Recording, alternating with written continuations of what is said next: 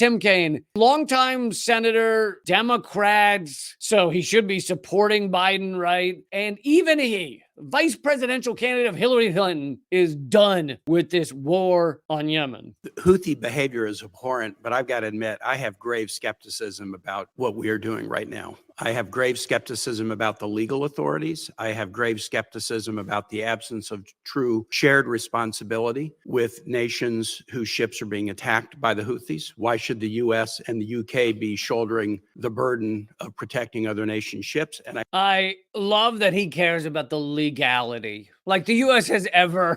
The U.S. is cooing and bombing nations around the world.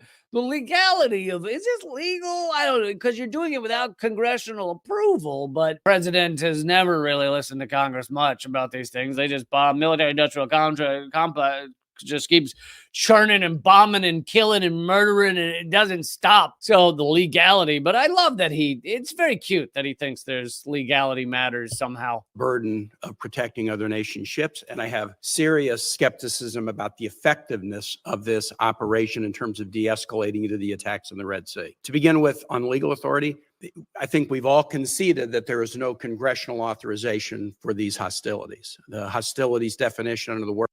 Again, he's like, the Biden administration did not ask Congress. Congress is meaningless, borderline meaningless. I mean, honestly, what does Congress do? Fucking nothing. Okay. And I don't mean just because they're like lazy. I mean, they just don't matter. All of these systems run whether Congress approves of them or not. The only time it appears that Congress matters for a minute is once every 3 weeks when they threaten to shut it all down because of the debt limit. That's it. And of course, that is all theater. It is all ridiculous theater, usually just so Republicans can try and get some little thing they want. But in general, Congress has never stopped a war. They've never stopped the funding of these things. They've never stopped sending military weaponry overseas to murder children. It all just keeps going. Under Trump, I mean, was there much of a difference under Trump when Trump's president? That's a horror show. Well, really, what did Congress do about it? Trump did just about everything that you can think of where you go, wow, Trump was horrific, was done without Congress. He didn't even need them. The only thing he did with Congress was a giant tax cut for corporations. That was about it. The rest of it, they don't matter. But this is cute that Tim Kaine thinks they do. War powers resolution has clearly been met when we're talking about 200 attacks on Houthis. We're losing troops. They're losing civilian casualties and others. This is hostilities. There's no...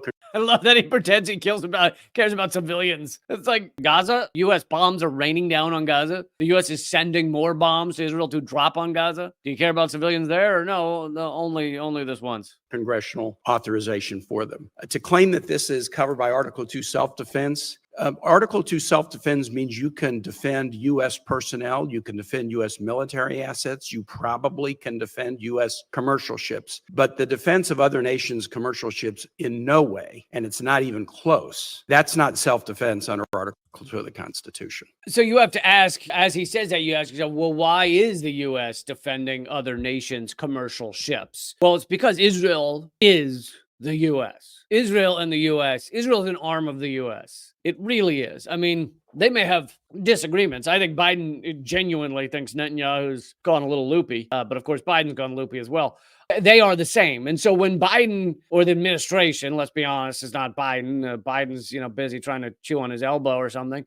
The administration or the military, the U.S. military, defends by bombing Yemen, defends, quote unquote, the commercial interests of other countries. It's really about defending Israel. It's really about attacking another country to try and allow Israel to be Israel, which in this case, at least for right now, means completely genociding another people. The U.S. is attacking Yemen to try and allow that to continue. So that's why. So when he goes, why are we defending another country's commercial interest? Because really, we and Israel are the same thing. And a president can't make it self-defense by calling another nation a partner. If you're defending the commercial ships of other nations, it is, in my view, laughable to call that self-defense. So, yeah, I wanted to highlight that clip because it is amazing to see even, and again, I'll call them right-wing because they're all right-wing. They're all pro-war, pro-capitalist, pro-environmental destruction, pro-big pharma, pro-big oil, pro-big banks.